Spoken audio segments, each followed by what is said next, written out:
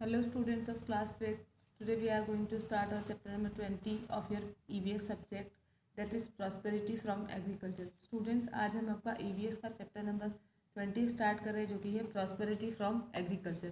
Prosperity का मतलब होता है समृद्धि। क्या होता है? समृद्धि। एग्रीकल्चर यानी कि कृषि या खेती, कि खेती से या कृषि से जो समृद्धि मिलती है वो। रेस्पेक्टेड अंकल, हम चैप्टर स्टार्ट कर रहे हैं। Respected uncle, all is well at this and, I hope that all is hello and hearty at your and.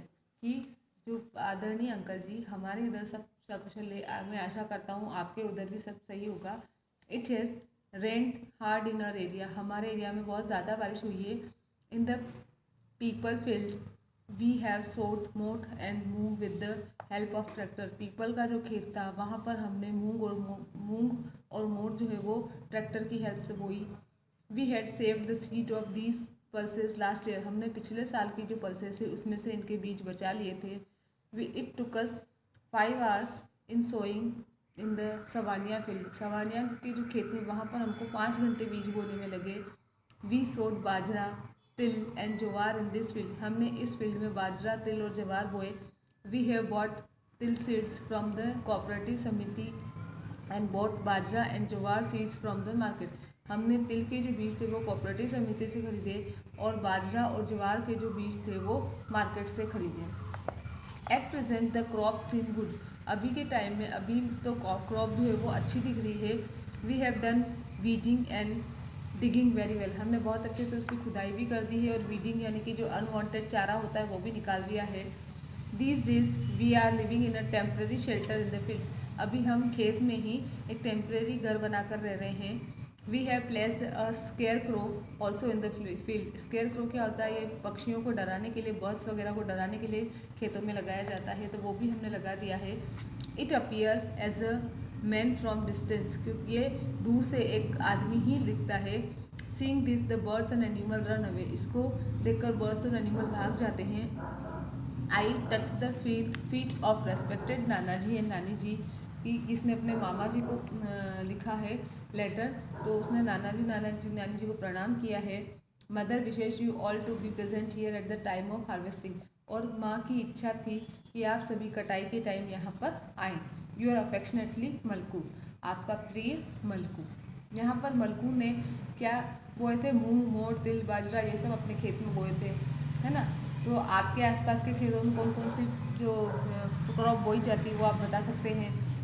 From where to we buy seed for sowing, अच्छा बोने के लिए हम बीज कहाँ से खरीद सकते हैं? बोने के लिए बीज हम कोऑपरेटिव समिति और मार्केट दोनों जगह से ही खरीद सकते हैं।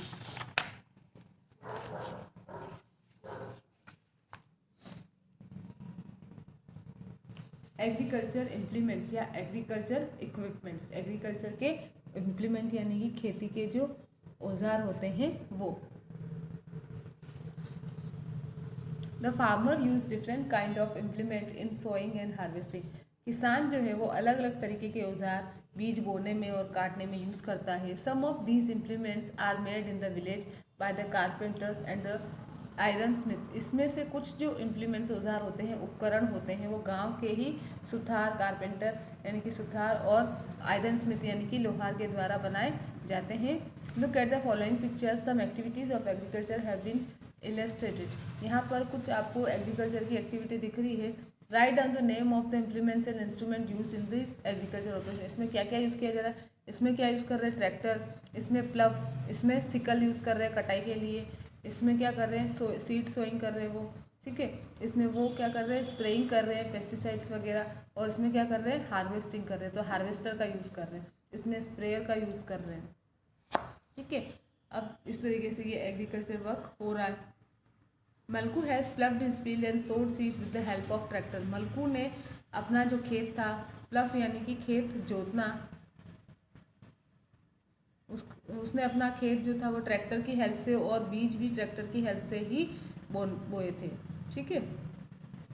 Eight some places animal are use to perform many agricultural operation, बहुत सारे खेती के कामों के लिए कई कई जगहों पर जानवरों का यूज़ किया जाता है। Now days machine have taken the place of man and animal labour, अभी जो जहाँ पर मैन और एनिमल का काम था वहाँ पर जो है मशीनों ने जो अपनी जगह ले ली है, वही काम मशीनों के द्वारा किया जाता है।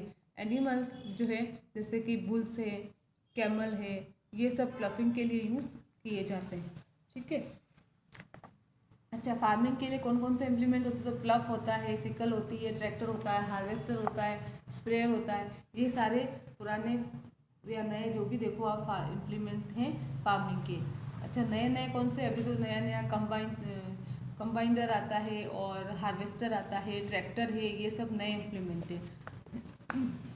अच्छा, major agricultural products can be divided into food, fibre, fuels and raw material.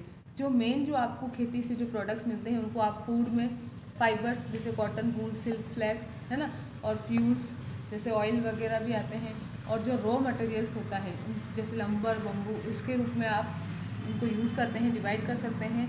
Resins, dyes, drugs, perfumes, biofuels etcetera are also produce from plants. और resin, dye, drug, perfume, biofuel ये भी आपको प्लांट से ही मिलते हैं। अच्छा, जो एनिमल्स इंडस्ट्री में एम्प्लॉय होते हैं जैसे कि हॉर्स है, हॉर्स रेसिंग में होते हैं, काऊ है जो डेयरी इंडस्ट्री होती है उसमें इनको एम्प्लॉयड है, ये डेयरी इंडस्ट्री काउस की वजह से होती है। फिर है आपका fertilizers and pesticides. Fertilizers and pesticides are used to get good harvest. Fertilizer और पेस्टिसाइड है, आपको अच्छी फसल के लिए इनकी ज़रूरत होती है, इनका यूज़ किया जाता है। Formerly, people reared animals and heaped their dung at one place and used it as manure in the field. कि नॉर्मली लोग जो हैं वो जानवर पालते हैं, फिर उनका जो डंग होता है उसको एक जगह इकट्ठा करते हैं और उसको मैन्योर यानी खाद के रूप में खेतों में यूज़ करते हैं। Nowadays, we use fertilizers such as urea, DAP, etc. to get good harvest.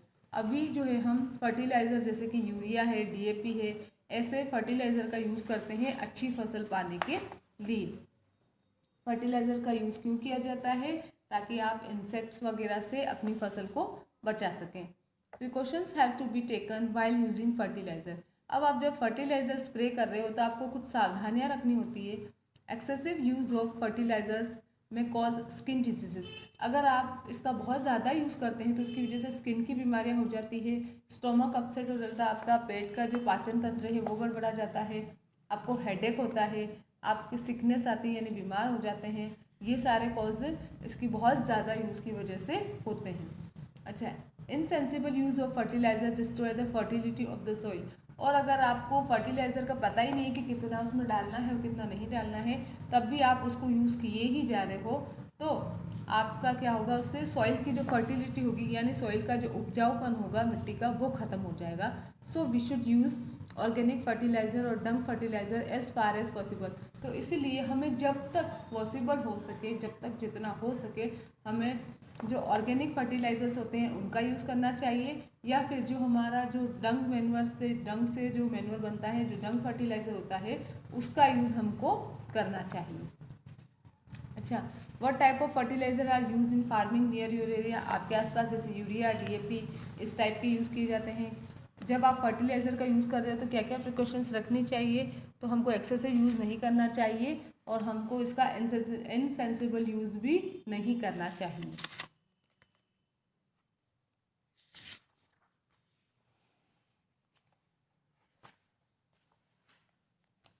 जो the food and agriculture organisation है FAO has defined pesticide as any substance और mixture of substance intended for preventing, destroying or controlling any pest including vectors of human or animal diseases, unwanted species of plants or animals causing harm during or otherwise interfering with the production, processing, storage, transport or marketing of food, agricultural commodities, would और animal food stuff. जो FAO है, food and agriculture organisation, ये क्या करता है कि कोई भी सब्सटेंस है, कोई भी सब्सटेंसेस का मिक्सचर है जो प्रिवेंटिंग के लिए या कुछ पेस्ट को कंट्रोल करने के लिए, जिसमें कि कोई ह्यूमन या एनिमल डिजीज़ आ गई उसको कंट्रोल करने के लिए, कोई अनवांटेड प्लांट और एनिमल की स्पेशीज़ है उसको कंट्रोल करने के लिए।